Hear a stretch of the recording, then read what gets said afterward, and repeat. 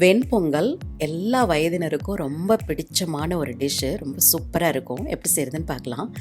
200 gram உலக்குக்கு 2 உலக்கு Ponni பச்சரிசின்னு சொல்லுவாங்க இல்லையா, அதை எடுத்துக்கோங்க. அது கூட 2க்கு 1ங்கிற கணக்கில் சிறுபருப்பு, 2 உலக்கு அரிசி 1 உலக்கு சிறுபருப்புங்கிற கணக்குக்கு எடுத்து நல்லா கலைஞ்சிக்கோங்க. இந்த அரிசியும் பருப்பையும் ஒன்றாவே ஒரு உலக்குக்கு 4 டம்ளர் தண்ணிங்கிற வீதத்தில் 8 டம்ளர் தண்ணி கூட சேர்க்கலாம். நான் ஒரு 7லேருந்து 8 வரைக்கும் தண்ணீர் சேர்த்துக்கோங்க. குழைவாக வேக வச்சு எடுத்துக்கோங்க. 1 டீஸ்பூன் அளவுக்கு மிளகு, 1 டீஸ்பூன் சீரகம், ரெண்டையும் பொடிச்சு வச்சுக்கோங்க. குக்கரில் ஒரு 4 விசிலுக்கு அப்புறம் நல்லா குழைவாக வெந்துடும் இல்லைங்களா. அதுக்கப்புறமா இதுக்கு தேவையான அளவு உப்பு சேர்த்துக்கோங்க.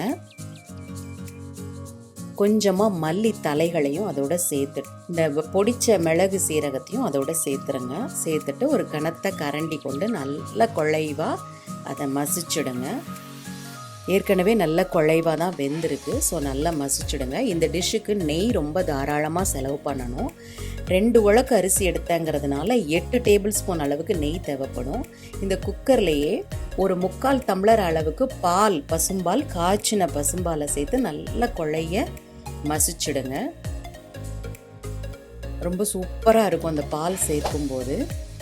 180 ml டம்ளர் இருக்குது இல்லைங்களா, ஆர்டினரி டம்ளர், அதில் 3/4 டம்ளர் அளவுக்கு காய்ச்சின பசும்பால் சேர்த்து நல்லா கலந்துட்டு 4 டேபிள் ஸ்பூன் அளவுக்கான நெய்யை இப்போவே சேர்த்துருங்க.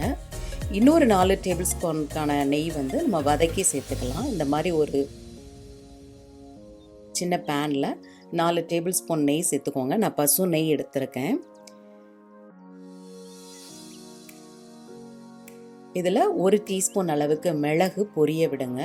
அதே மாதிரி சம பங்குக்கு 1 டீஸ்பூன் சீரகம் பொரிய விடுங்க.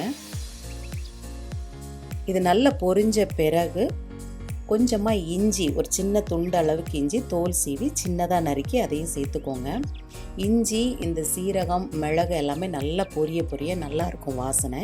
ஒரு 5 பச்சை மிளகாய், இது காரத்திற்கு தகுந்த மாதிரி உங்கள் காரத்திற்கு எவ்வளோ வேணுமோ அது மாதிரி சேர்த்துக்கோங்க. பச்சை மிளகாய் நல்ல நெய்யில் வறுபடும் போது ரொம்ப சூப்பராக இருக்கும் வாசனை. இதில் கொஞ்சம் 1 டேபிள் ஸ்பூன் அளவுக்கு முந்திரி பருப்பு, உடைத்த பருப்புகளை சேர்த்துக்கோங்க. நல்லா இது பொன்னிறமாக வறுபடட்டும். நல்லா கோல்டன் ப்ரௌனுக்கு வரும்போது நல்லாயிருக்கும். கொஞ்சம் காயத்தூள் இந்த நெய்யிலே பொரிய விடுங்க. இது நெய்யிலே செய்யும்போது தான் இந்த பொங்கலுக்குரிய ஒரிஜினல் டெக்ஸ்சர் வரும். ரொம்ப சூப்பராக இருக்கும். எல்லாருக்கும் ரொம்ப பிடிக்கும் இந்த மாதிரி பொங்கல் செய்யும்போது. கொஞ்சம் மல்லி தலைகளையும் சேர்த்து நல்லா பொரிய விடுங்க. நல்லா கமகமன்னு மணக்க ஆரம்பிக்கும் நெய்யிலே செய்கிறதுனால. இதை இந்த தாளிசத்தை அந்த பொங்கலில் சேர்த்துருங்க. சேர்த்து நல்லா கலந்து விட்டீங்க அப்படின்னா அருமையாக இருக்கும் இந்த பொங்கல். சட்னி சாம்பாரோடு ரொம்ப சூப்பராக இருக்கும். கெட்டி சட்னி, தேங்காய் கெட்டி சட்னி, சாம்பாரோட சூப்பராக இருக்கும். செஞ்சு பாருங்கள்.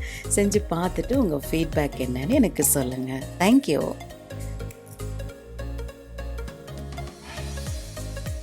இது வரைக்கும் சாப்பாடு ரெடி சேனலுக்கு சப்ஸ்கிரைப் பண்ணாதவங்க கீழே இருக்கிற சப்ஸ்கிரைப் பட்டனை கிளிக் பண்ணுங்க. என்னோட எல்லா புது வீடியோஸையும் உடனுக்குடனே பார்க்கணுன்னா பக்கத்தில் இருக்கிற பெல் ஐக்கானையும் கிளிக் பண்ணுங்க.